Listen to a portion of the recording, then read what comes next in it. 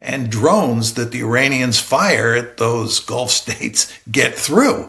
And they will get through in Israel as well.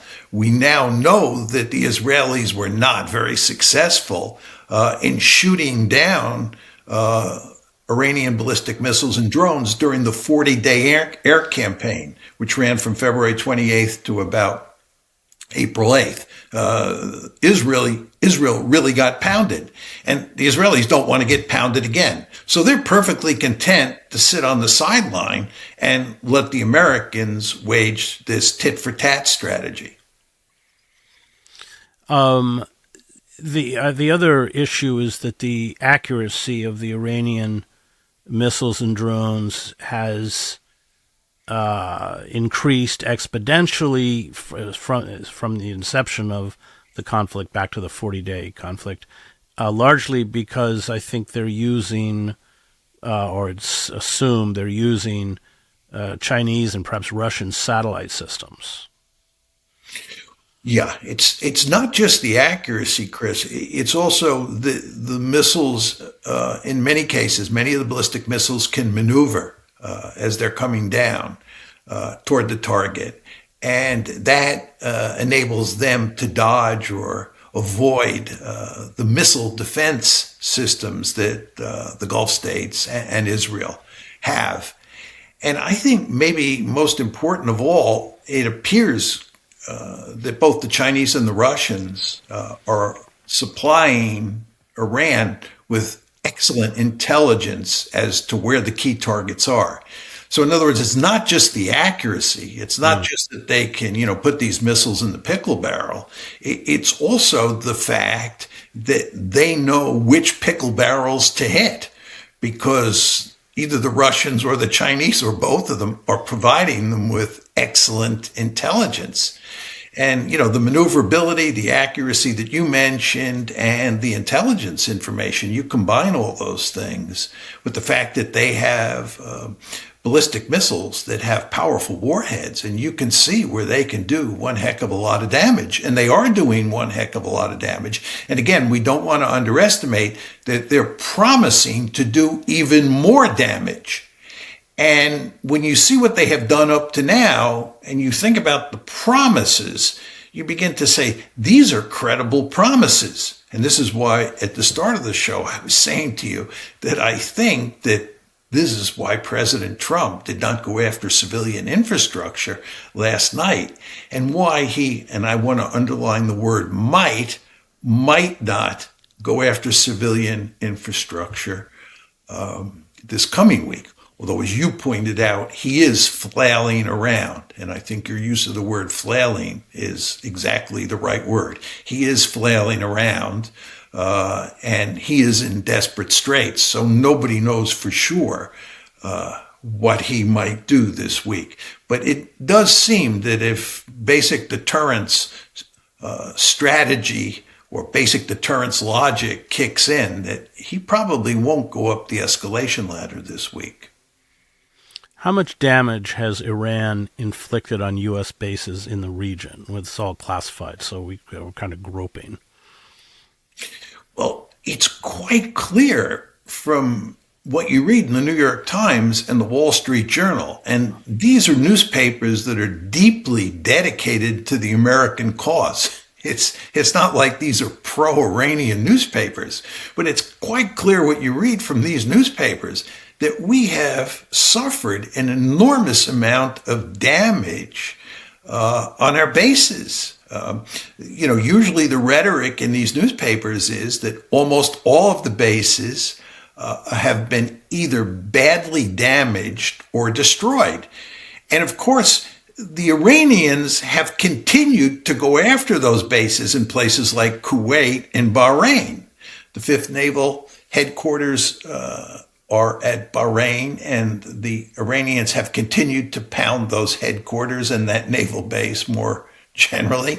They've continued to bomb all sorts of U.S. targets in Kuwait. Now, very importantly, Chris, just recently we started bombing Jordan.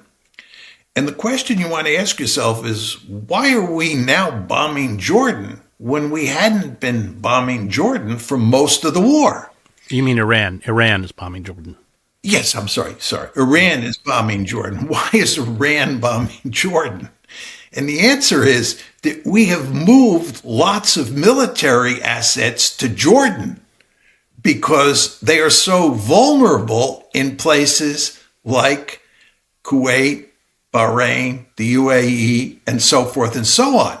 So Jordan has become an important staging area. Well, the Iranians responded by going after U.S. targets in Jordan.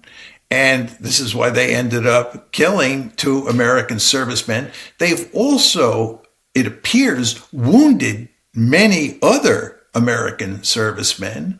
They've attacked 1 base and destroyed a significant number of Black Hawk helicopters. And they have attacked the main U.S. air base in Jordan as well. And they are threatening to continue those attacks on Jordan. And what the Iranians are basically saying, there is no place to hide. Wherever you go, we're coming after you. And you want to understand that we have a lethal missile and drone force. And we will use that force in very effective ways. And they have demonstrated quite clearly that they have that capability. A lot of the air attacks have been concentrated in southern Iran, and there's been speculation that this is because the United States is considering seizing parts of Iranian territory, some of the islands, perhaps Karg Island.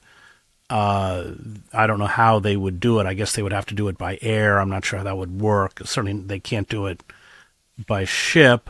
I think the Boxer is their amphibious, and that's 200 miles away or something. But how do you see that as a possibility, and how would it play out? Well, I'll make a couple points, Chris. First of all, you have to ask yourself, how many combat troops, and here we're talking mainly about infantry and Marines, U.S. Army infantry and Marines, combat troops, people that you can use for an amphibious operation. How many troops of that sort do we have in the Gulf? Now, you'll see in the media, people say there are 50,000 American troops in the region. That's true, but those 50,000 troops are not all combat troops. And in my opinion, most of them are not combat troops. My guess is that there are at the most 8,000 Marines and Army troops from the 82nd Airborne in the region. About 8,000 combat troops at most. What are you going to do with 8,000 troops? It's a tiny number of troops.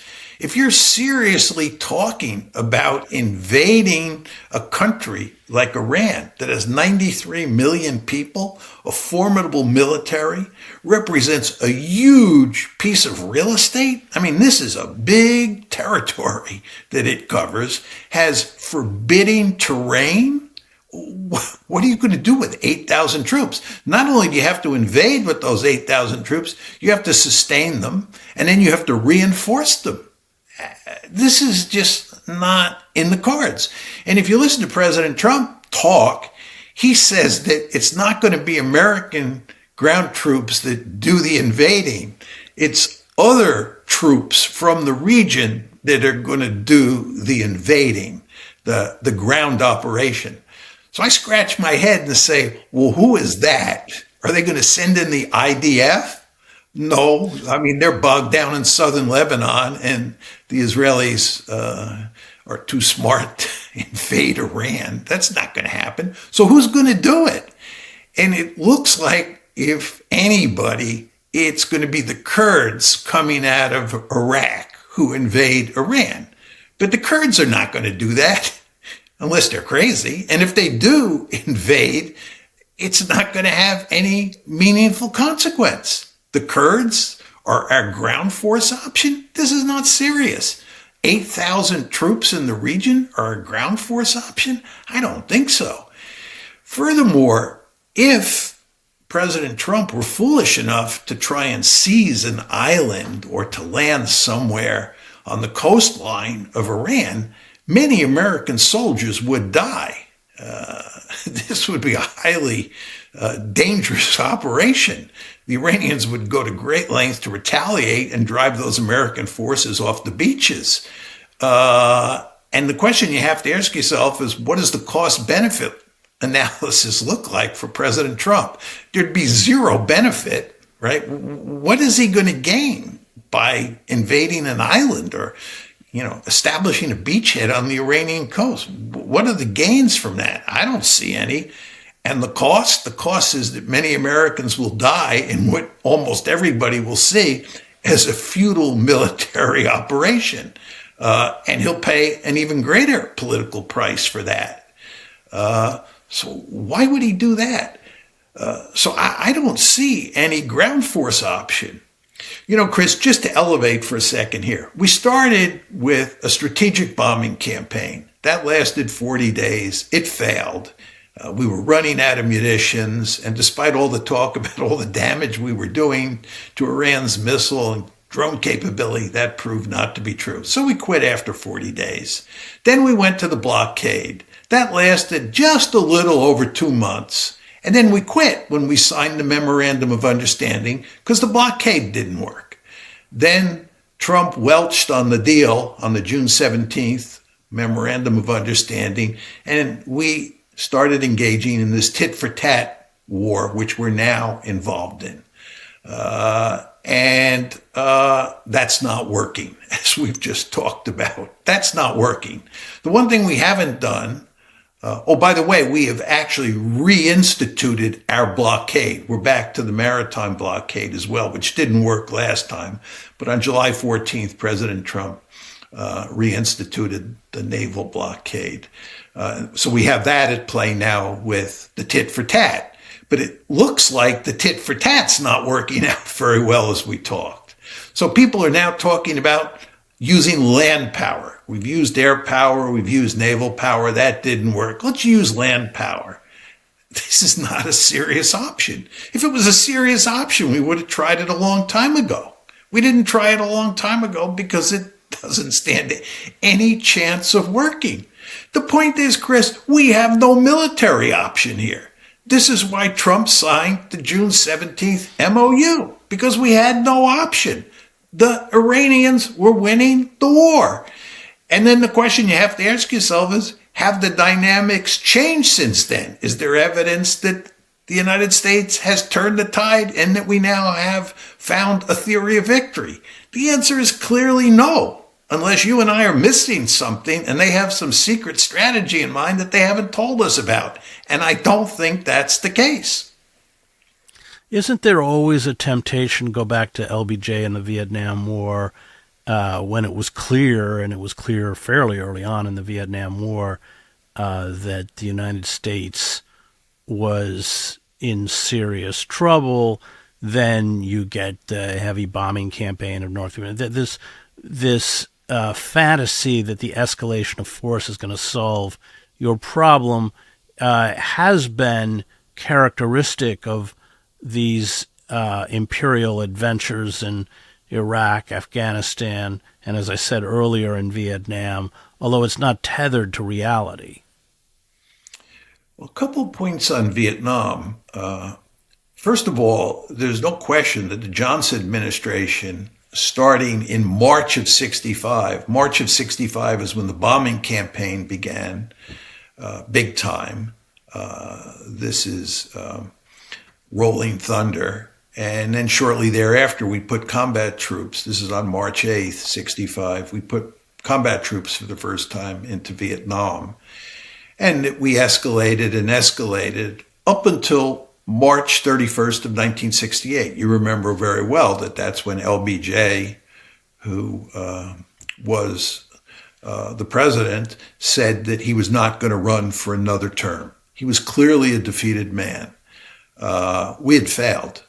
Now, it's very important to understand that all along the way, from March 65 up until 68, the key decision makers, including Johnson himself, did not have a lot of faith in the military option that we were pursuing. They were desperate, but they were well aware that there were tremendous limits to what we could do against the North Vietnamese and the Viet Cong with military force. They were not wildly optimistic.